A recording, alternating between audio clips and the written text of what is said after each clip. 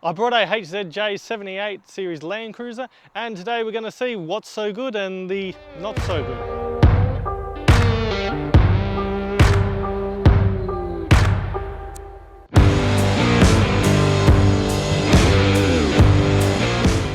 Starting with the most obvious is a bull bar. I'm not sure if it's a genuine one or just a random generic one. There's no marks on it, but maybe you can let me know.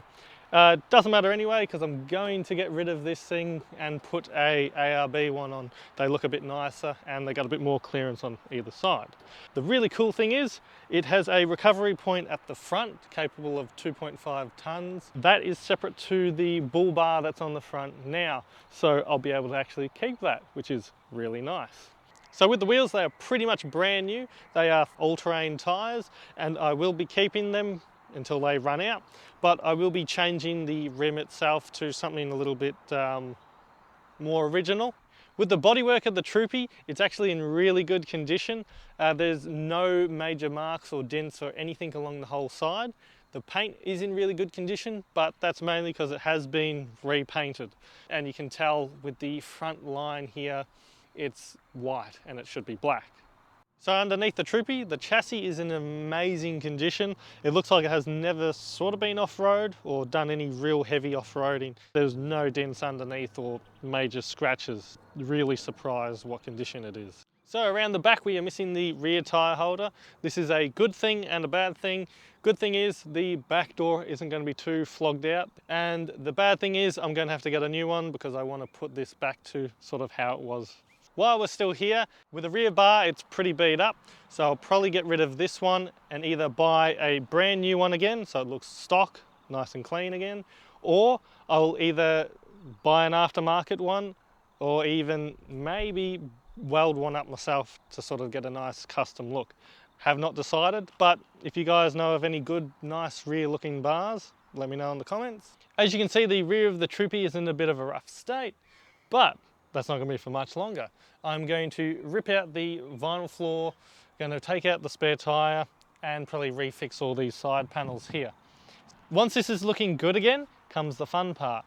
I'm going to put the original bench seats down either side of the Troopy, bringing it back up to 11 people seating. Once they are in there, I then want to figure out a way to incorporate a sort of a touring setup in the back. Haven't figured that out yet, but we'll see what happens. Moving on into the interior, the front part is in a lot better condition than the back. Pretty much is as good as you could hope for with a car with 500,000 Ks on it. It's got the original CB radio and an aftermarket sort of Sony head unit that they put in there. I will be taking both of those out and replacing them with something a little bit more modern. With the Troopy seats, they are the original ones from factory. I'm thinking about getting rid of them and just putting two single ones in, so it makes it a little bit more comfy, and so I can put a center console in. And a really big surprise is it came with the logbooks as well. Under the hood, we've got the dual battery setup and of course a whole bunch of bird's nest of wires, which we're going to have to sort out sometime. Apart from the bird's nest, we've got everything looking pretty good. The motor itself is in a good condition. There's no blow-by. It doesn't shake around like crazy.